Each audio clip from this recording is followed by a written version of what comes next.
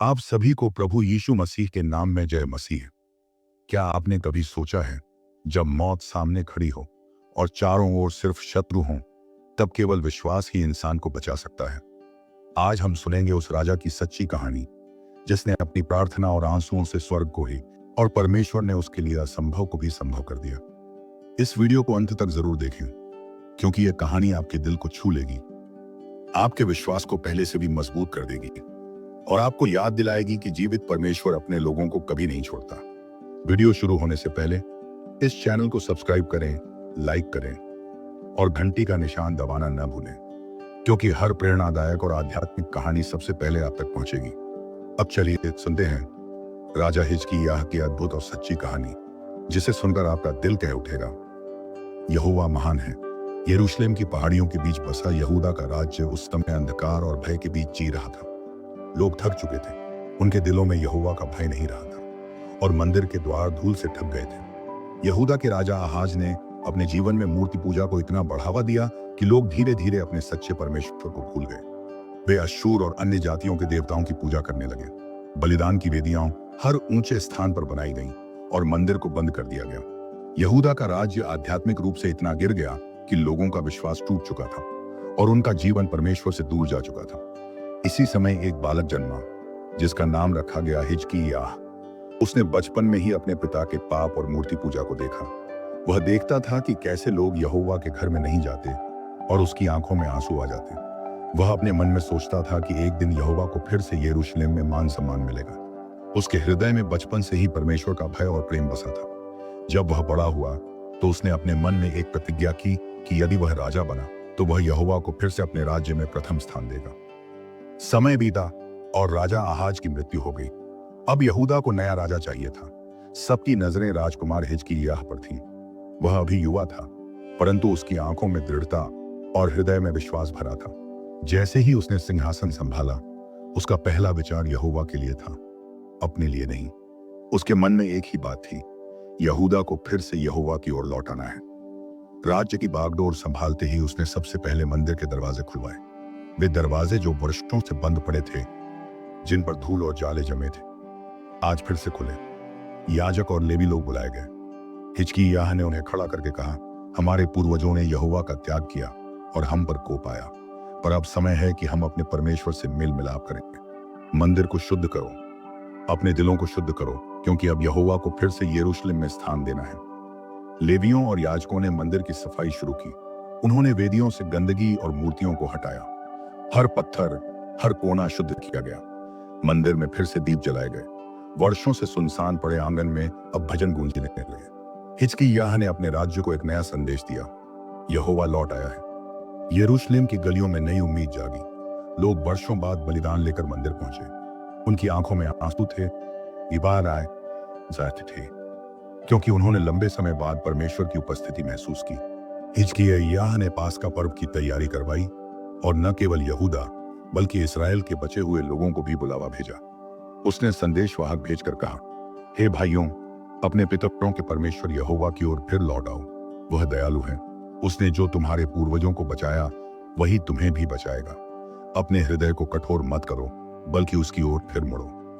कुछ लोगों ने यह संदेश सुना और उसका मजाक उड़ाया, लेकिन कई लोगों के दिल पिघल गए। वे उत्तर से, एप्रैम और मनश्शे से और बाकी बचे हुए गोत्रों से यरूशलेम की ओर चल पड़े।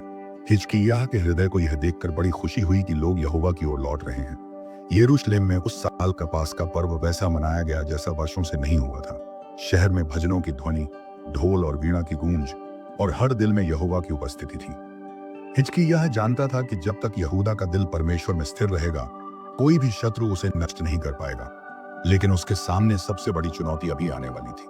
अश्शूर की शक्ति दिन ब दिन बढ़ रही थी। वे निर्दयी थे और आसपास के राज्य उनकी तलवार से डरते थे। हिजकिय्याह ने अपने राज्य को न केवल आध्यात्मिक रूप से तैयार किया, बल्कि उसने दीवारों को मजबूत किया, कुओं को ढंकवाया और पानी के लिए शीलोह का प्रसिद्ध सुरंग मार्ग बनवाया, ताकि घेराबंदी में भी शहर को पानी मिलता रहे। लेकिन हिजकिय्याह का असली बल उसके किले नहीं थे, बल्कि उसका विश्वास था। वह जानता था कि केवल वही परमेश्वर उसे और उसके राज्य को बचा सकता है। हर रात वह अपने शयन कक्ष में घुटने टेक कर प्रार्थना करता, हे यहोवा, तू हमारे साथ रह, हम पर दया कर और हमारे दिलों को स्थिर रख। शत्रु चाहे जितना भी बड़ा हो, तू हमारे लिए पर्याप्त है। उसके विश्वास के कारण उसके राज्य में शांति छा गई। पड़ोसी राज्य चकित थे कि यहूदा कैसे फिर से खड़ा हो गया। यह सिर्फ इसलिए हुआ क्योंकि हिजकिय्याह ने अपने राज्य की नींव विश्वास और आज्ञाकारिता पर रखी थी। लेकिन इस शांति के पीछे एक तूफान धीरे धीरे उठ रहा था कि सेना बढ़ रही थी और उनका राजा सेनहेरीब अपनी शक्ति के मद में चूर था। उसने आसपास के कई राज्यों को रौंद डाला था और अब उसकी नजर यहूदा पर थी। हिजकिय्याह के जीवन की सबसे बड़ी परीक्षा बस आने ही वाली थी, परंतु उसने अपने राज्य को फिर से यहोवा के चरणों में समर्पित कर दिया था। मंदिर में फिर से दीपक जल उठे थे, भजन गूंजने लगे थे और यहूदा ने लंबे समय बाद सच्ची शांति और आध्यात्मिक जागृति का अनुभव किया। यरूशलेम में मंदिर फिर से भजनों और दीपकों से जगमगा रहा था। यहूदा के लोग वर्षों बाद आध्यात्मिक शांति महसूस कर रहे थे, लेकिन इस शांति की पृष्ठभूमि में एक तूफान उठ रहा था। उत्तर की दिशा से अश्शूर का राजा सेनहेरीब अपनी विशाल सेना के साथ बढ़ रहा था। उसकी तलवार और क्रूरता से आसपास के सभी राज्य थरथरा चुके थे। उसकी सेना का शोर, उसके रथों की गर्जना और उसके सैनिकों का आतंक जहां भी पहुंचता, वहां डर और निराशा का माहौल छा जाता। हिजकिय्याह ने अपने राज्य को जितना हो सकता था मजबूत किया। उसने यरूशलेम की दीवारों को और ऊंचा और चौड़ा कराया। शहर के द्वारों को लोहे से जुड़वाया गया। उसने यरूशलेम की जल व्यवस्था को गुप्त बनाया ताकि घेराबंदी में भी पानी मिलता रहे। उसके नेतृत्व में शीलोह की प्रसिद्ध सुरंग बनाई गई, जो गीहोन के झरने का पानी शहर के भीतर लाती थी। लेकिन हिजकिय्याह जानता था कि मनुष्य की सारी तैयारी केवल आधी सुरक्षा है। असली सुरक्षा तो यहोवा से मिलती है। वह बार बार अपने अधिकारियों और सैनिकों से कहता, हमारी शक्ति तलवार में नहीं, हमारे परमेश्वर में है। यदि हम उसके प्रति विश्वास योग्य रहेंगे तो कोई भी सेना हमें पराजित नहीं कर सकती। अश्शूर ने पहले यहूदा के छोटे शहरों पर आक्रमण शुरू किया। धीरे धीरे खबरें यरूशलेम पहुंची कि लकीश और आजका जैसे किलेबंद शहर भी गिर गए हैं। लोग डरने लगे, उनके चेहरों पर भय साफ दिखने लगा। माताएं अपने बच्चों को चुप कराते हुए फुसफुसाती कि शायद अब हमारी बारी है। इसी बीच अश्शूर का दूत रबशाके शाम अपनी विशाल सेना के साथ यरूशलेम के द्वारों के पास आ पहुंचा। उसने हिजकिय्याह के अधिकारियों को बुलाया और जोर जोर से यहूदी भाषा में बोलना शुरू किया ताकि शहर की दीवारों पर खड़े हर व्यक्ति तक उसकी बात पहुंचे। राजा सेनहेरीब यह कहता है, रबशाके ने ऊंची आवाज में कहा, तुम किस पर भरोसा कर रहे हो? क्या तुम सोचते हो कि मिस्र तुम्हारी मदद करेगा? वह तो टूटी हुई बेंत की छड़ी है। और क्या तुम अपने परमेश्वर यहोवा पर भरोसा करते हो? क्या तुम नहीं जानते कि इस्राएल और यहूदा के सब देवता हमारे सामने असफल हुए हैं? किसी भी देश का देवता अपने लोगों को हमारी शक्ति से नहीं बचा पाया। हिजकिय्याह झूठ बोल रहा है जब वह कहता है कि यहोवा तुम्हें बचाएगा। यह सुनकर लोग दीवार पर खड़े भयभीत हो गए। रबशाके ने और भी अपमानजनक बातें कही। उसने यह भी कहा, तुम्हें भूख और प्यास से मरना पड़ेगा, इसीलिए हमारे राजा के सामने आत्मसमर्पण करो, तब हम तुम्हें अच्छा देश देंगे। तुम्हें अपने खेत मिलेंगे, अपनी दाख की बारी मिलेगी। लेकिन यदि तुम यहोवा पर भरोसा करोगे तो याद रखो, कोई देवता हमें रोक नहीं सकता। हिजकिय्याह के अधिकारियों ने उससे कहा कि वह यहूदी भाषा में न बोले ताकि लोग न सुने, पर रबशाके और भी ऊंची आवाज में बोला। उसने जानबूझकर लोगों के दिलों में भय भरने की कोशिश की। ये बातें हिजकिय्याह तक पहुंची। जैसे ही उसने यह संदेश सुना, उसके हृदय में बोझ आ गया। लेकिन उसने मनुष्यों पर नहीं, यहोवा पर भरोसा करने का निश्चय किया। वह अपने वस्त्र फाड़कर टाट ओढ़कर यहोवा के मंदिर में चला गया। वहां उसने घुटने टेक कर रोते हुए प्रार्थना की।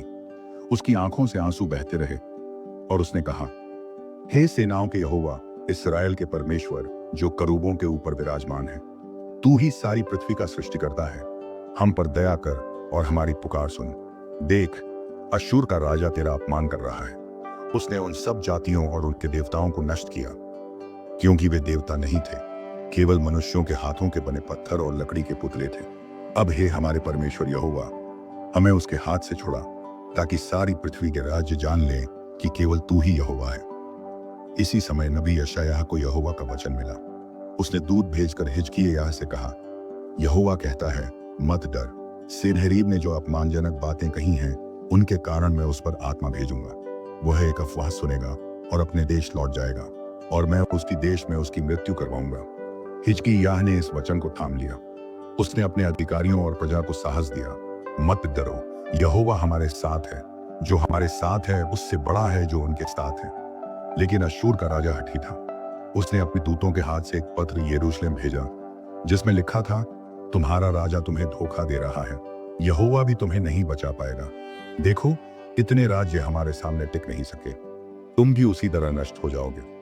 हिजकिय्याह ने वह पत्र लिया और सीधा यहोवा के मंदिर में गया।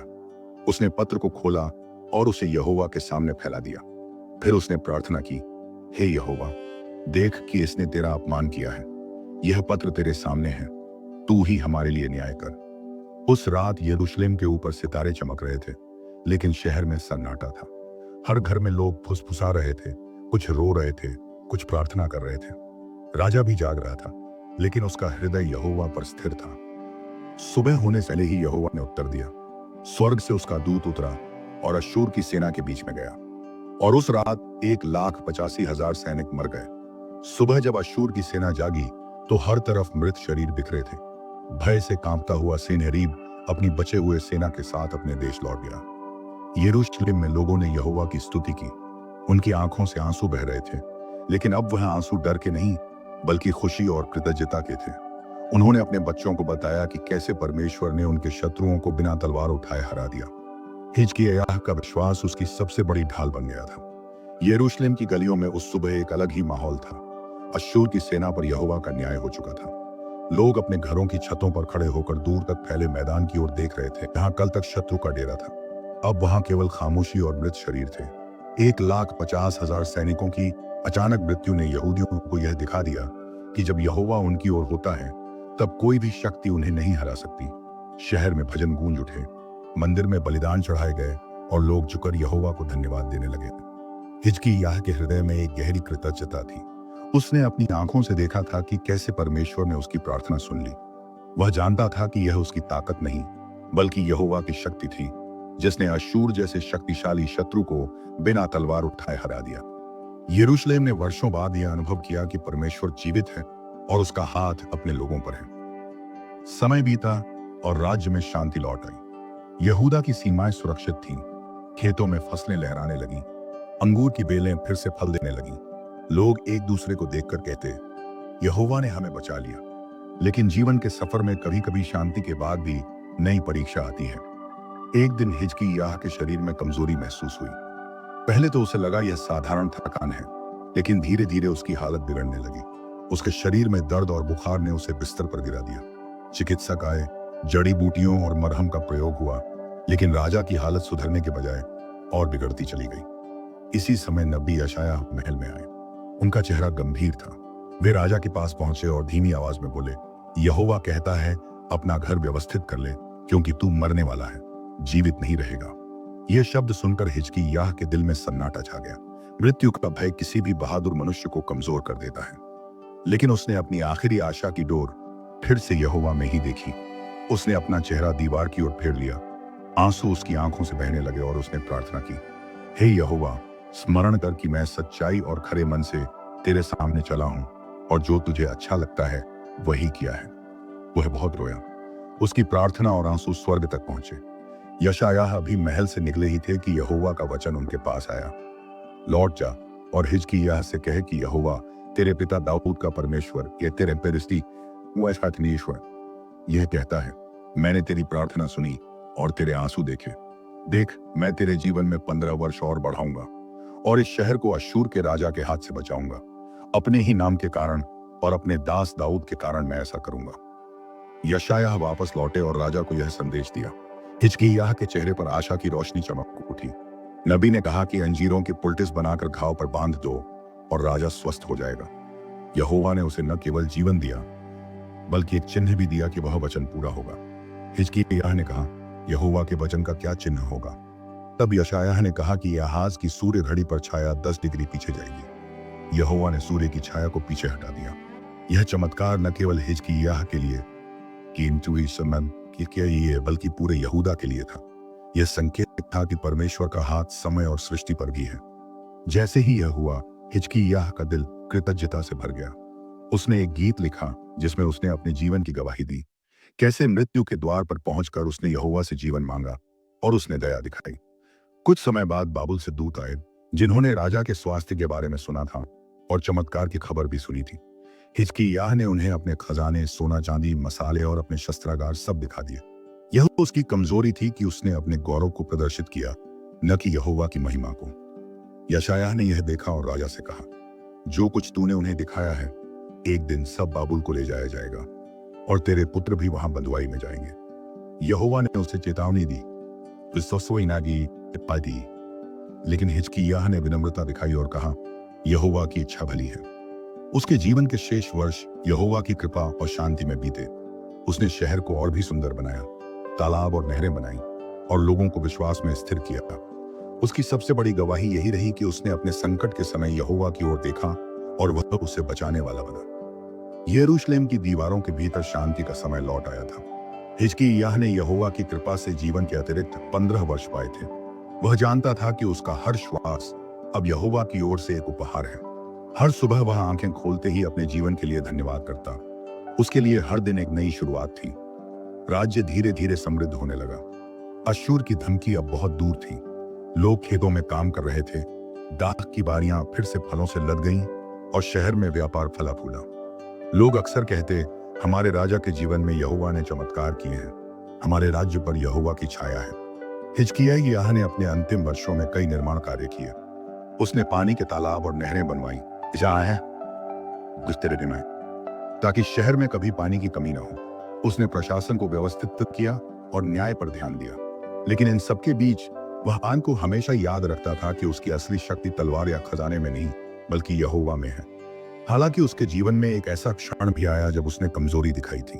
बाबुल से आए दूतों को अपने खजाने और राज्य की सारी समृद्धि दिखाना उसकी गलती थी। वह पल उसे यह सिखाने के लिए था कि मनुष्य का गौरव स्थायी नहीं है और सच्ची महिमा केवल यहोवा की है। जब नबी यशायाह ने उसे चेताया कि भविष्य में यहूदा के खजाने बाबुल ले जाए जाएंगे और उसके वंशज वहां बंधुआई में जाएंगे, तो उसने विनम्रता से यह स्वीकार किया कि यहोवा का वचन सत्य और भला है। हिजकिय्याह का जीवन अपने अंतिम वर्षों में एक गवाही बन गया। वह प्रार्थना का राजा था। उसके जीवन की सबसे बड़ी पहचान यह नहीं थी कि उसने दीवारें बनाई या खजाने इकट्ठे किए, बल्कि यह थी कि जब संकट आया, उसने अपना चेहरा यहोवा की ओर मोड़ा। उसके अंतिम वर्षों में भी यरूशलेम के लोग अक्सर उसे मंदिर में प्रार्थना करते हुए देखते। वह न केवल अपने राज्य के लिए बल्कि अगली पीढ़ी के लिए भी प्रार्थना करता। उसे एहसास था कि जीवन क्षण भंगुर है और स्थायी केवल परमेश्वर की इच्छा और उसकी महिमा है। एक शाम जब सूरज की लालिमा यरूशलेम की पहाड़ियों को रंग रही थी, हिजकिय्याह अपने महल की छत पर खड़ा होकर शहर को देख रहा था। मंदिर की सुनहरी छत पर सूर्य की किरणें चमक रही थीं। उसने मन ही मन कहा, हे यहोवा, जो कुछ मैं हूं, जो कुछ मेरे पास है, वह सब तेरा है। तूने मुझे मृत्यु से जीवन दिया, शत्रुओं से बचाया और मेरे राज्य को स्थिर किया। अब मेरा समय जब भी पूरा होगा, मैं तेरा ही रहूंगा। धीरे धीरे उसका स्वास्थ्य कमजोर होने लगा। यह प्राकृतिक था क्योंकि वर्ष बीत चुके थे, लेकिन अब उसका हृदय स्थिर और शांत था। उसे मृत्यु से अब कोई भय नहीं था क्योंकि उसने पहले ही उसका सामना किया था और यहोवा को जीवित और विश्वास योग्य पाया था। उसके अंतिम दिनों में यरूशलेम में शांति थी। लोग अक्सर मंदिर में जाकर प्रार्थना करते और अपने बच्चों को हिजकिय्याह की गवाही सुनाते। वे कहते, हमारे राजा ने हमें सिखाया है कि संकट में तलवार नहीं, बल्कि प्रार्थना सबसे बड़ी ताकत है। जब हम यहोवा की ओर मुड़ते हैं, तब वह हमें हमारी रक्षा करता है। अंततः हिजकिय्याह अपने पूर्वजों की तरह शांतिपूर्वक सो गया। उसके अंतिम समय में शहर में शोक और श्रद्धा का माहौल था। लोग महल के बाहर इकट्ठे हुए और आंसुओं के साथ अपने राजा को विदा किया। उसे दाऊद के नगर में बड़े सम्मान के साथ दफनाया गया। उसकी कब्र के पास लोग खड़े होकर धीरे धीरे यह भजन गाने लगे, यहोवा हमारा शरण स्थान और बल है, संकट में अति सहज से मिलने वाला सहायक। हिजकिय्याह की मृत्यु के बाद भी उसकी गवाही जीवित रही। उसने यहूदा को सिखाया कि परमेश्वर जीवित है और उसका हाथ उन पर रहता है जो पूरे मन से उसकी ओर लौटते हैं। उसके जीवन से 3 महान शिक्षाएं मिलती हैं। पहली यह कि संकट और असंभव परिस्थितियों में भी विश्वास हमें अडिग बनाता है। जब अश्शूर की सेना यरूशलेम के द्वारों तक आ गई थी, तब भी हिजकिय्याह ने घुटने टेककर यहोवा को पुकारा और चमत्कार देखा। दूसरी यह कि प्रार्थना मृत्यु के द्वार को भी खोल सकती है। जब नबी ने कहा कि उसका समय पूरा हो गया है, तब उसकी सच्ची प्रार्थना और आंसुओं ने स्वर्ग को हिला दिया और जीवन में 15 वर्ष और जुड़ गए। तीसरी यह कि गौरव परमेश्वर का है, मनुष्य का नहीं। जब उसने बाबुल के दूतों को अपने खजाने दिखाए, तब परमेश्वर ने उसे उसकी सीमा दिखाई। हमें हमेशा यह याद रखना चाहिए कि सारी महिमा यहोवा की है, क्योंकि वही हमारे जीवन और विजय का स्रोत है। राजा हिजकिय्याह की कहानी पीढ़ियों तक यह संदेश देती रही कि विश्वास, विनम्रता और प्रार्थना से जीवन में चमत्कार होते हैं। उसकी गवाही हर विश्वास करने वाले को यह प्रेरणा देती है कि चाहे शत्रु कितना ही बड़ा क्यों ना हो, चाहे बीमारी और मृत्यु का खतरा सामने ही क्यों ना हो, यदि मनुष्य यहोवा की ओर मुड़ जाए तो उसके लिए कोई भी असंभव संभव बन जाता है। राजा हिजकिय्याह की यह सच्ची कहानी हमें याद दिलाती है कि चाहे शत्रु कितना भी बड़ा क्यों ना हो, चाहे बीमारी और मौत सामने ही क्यों ना खड़ी हो, यदि हम पूरे मन से यहोवा की ओर मुड़े तो वह उसको असंभव को भी संभव कर देता है। अगर इस कहानी ने आपके दिल को छुआ, आपके विश्वास को मजबूत किया, तो अभी लाइक बटन दबाइए, इस चैनल को सब्सक्राइब कीजिए और घंटी का निशान दबाना मत भूलिए, ताकि ऐसी हर प्रेरणादायक और आध्यात्मिक कहानी सबसे पहले आप तक पहुंचे। कमेंट में हमें बताइए, कहानी का कौन सा पल आपके दिल को सबसे ज्यादा छू गया। हम आपकी हर बात पढ़ते हैं और आपकी राय हमारे लिए अनमोल है। याद रखिए, विश्वास करने वाला कभी अकेला नहीं होता। जीवित परमेश्वर हमेशा उसके साथ है। आमीन।